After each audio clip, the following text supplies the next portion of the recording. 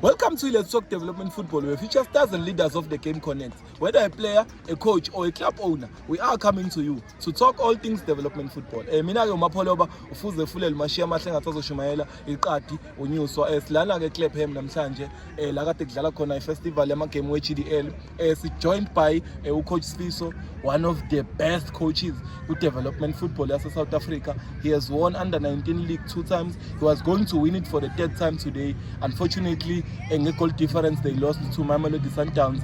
Coach Sifiso, please introduce yourself to our viewers at home.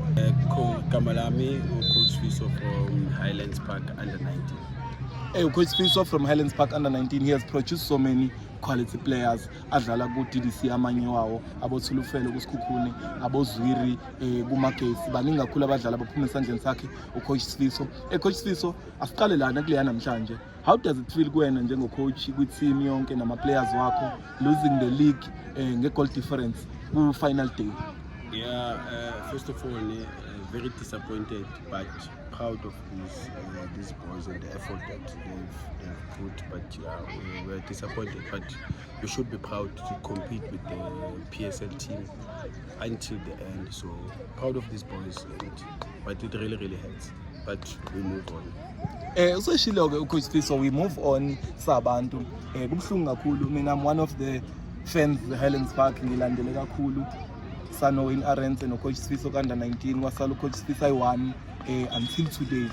Coach Sifiso, njengocoach wena because inhloso yohlelo lethu ukufundisa abantwana basemakhaya, whether KZN, Eastern Cape, Cape nakephi, ukufundisa abantwana basemakhaya about development football nokubaluleka kwayo. Wena njengocoach ungathini kubantwana basemakhaya ukuthi yini kumele bayenze ukuze bafike la kuwena usula ku under 19? I just need to work hard. Abantu kumele bazithembe and believe in themselves. But I know ukuthi without talent alone, it's really not enough. Yeah. People should really work hard, should do extra, and it's gonna happen. It's gonna happen if you really work hard.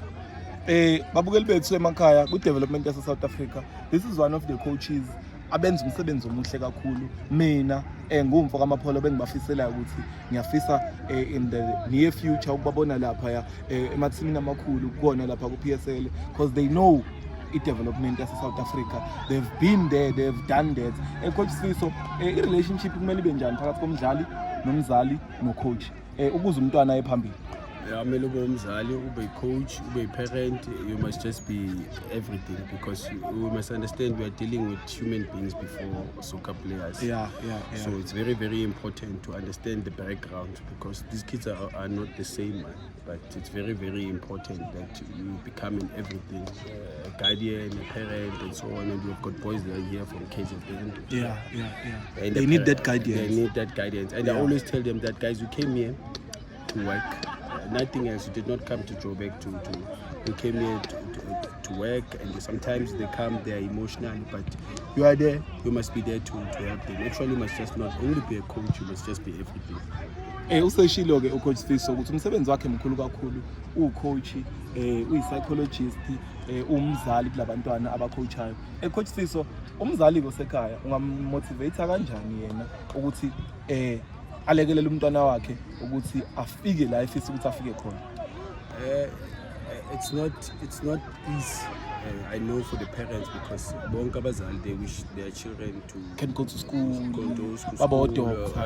or something, or to make it. But it's not easy. The most important thing, especially to black parents, is that these kids, they really need our support. And believe in their dreams. Useshilo uCoach Sifiso, thina abazali kudingeka ukuthi sidlale irole yokusupportena abantwana bethu ukuze bafike la befika khona njengendle emnyama or the black nation, because mawubuka endaweni zabantu abamhlophe, they really support their kids. They really support their kids, abantu abamhlophe. Coach Sifiso, before sambe, you have got a bunch of good players. Since 2022, uqala ukulandela Highlands Park, you had abo Zwiri emapalini, you had abo Mlambo, you had abo Thulufelo, you had good players. The following year, still you had good players, Abo Pepe, you had Abo Messi, you had Abo Lisijo. This year, you had Abo Mshana, Umkhwanazi Thabiso, you have Abo Kagiso Mapalini. yini eniyenzayo mina njenge Highlands Park ukugcina leya mgqiqo wenu ukuthi nihlale nilama players are good? The most important thing I think is recruitment. That's what I always do. Pokemon, if you see. Yeah. We did interview Pokemon. I followed that boy for so many years, and I felt like at that time when he was under 17, I felt like he's the best player at GDF. Is to recruit and look in the streams whereby big teams they don't look. You've got to look in the stream that allows you to look without the competition without big competition teams. of big teams, and find the players that suit Style of play. And try to develop it and try to improve it. Siyabonga kakhulu Coach Sifiso, is one of the coaches who has produced so many players. Njengoba ngishilo kunabo Zviri, goalkeeper weMagesi DDC, kunabo Mlamba abadlala kuVets Junior, kunabo Thulufelo kuSikhukhune. There are so many players abaphuma ngaphansi kwesandla sa Coach Sifiso. Coach Sifiso, sesivala nje, bengicela ungimotivatele lana i-development yase South Africa. Are we doing justice or not? Siqale lapho. I know justice is a strong word, but okay. Life it's unfair, so we've got to go through difficulties. If you don't go through difficulties, you'll never grow as a person. So it's good that these kids they feel this defeat that we just got. Because last year Amo Pepe they won it. So we think these children as a Sundowns they must feel defeat so that they can understand that life is just like that. Sometimes we win, sometimes we lose. That's part of the game. But you've got to go through difficulty to grow. I don't believe in this thing smooth but you've got to go through difficulty so that you can grow. Wake wathi Steve Kompela mawufuna ukutesta i-feedback ukuthi lisebenza kanganani kumele ulifake emanzini abila. Njengoba esho-ke no Coach Sifiso, you have to go through difficulties as a person. Coach Sifiso, sesikhuluma nge-South Africa as a whole. Kunabo Relem Mofokeng ku-Betway, kunabo Mbokazi, kunabo Mdu, kunabo Mfundo. Under 17 currently is doing well. Under 20 did well ku-World Cup. I-South Africa as a whole, uyibeka phi i-development yethu? Mkhulu umsebenzi kusamele wenziwe noma muhle umsebenzi owenziwayo uthini wena njengomuntu wase South Africa?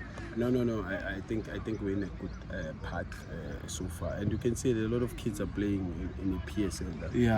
If you could see the Arrows team that played, Pirates, I was really impressed. It's a lot youngsters, of unknown youngsters that are competing against the big team in South Africa. So this year I'm really proud. I'm seeing a lot of youngsters at the PSL. Maybe the youngsters you also see. They were here and now some of them they were in GDL. So really, to be quite honest, there is an opportunity for these youngsters, but they have to work really hard. Siyabonga kakhulu ke babukeli bethu Coach Sifiso ekade sinaye. Thina we are Let's Talk Development Football. Sisazoza kubantu abaningi abahlukahlukene.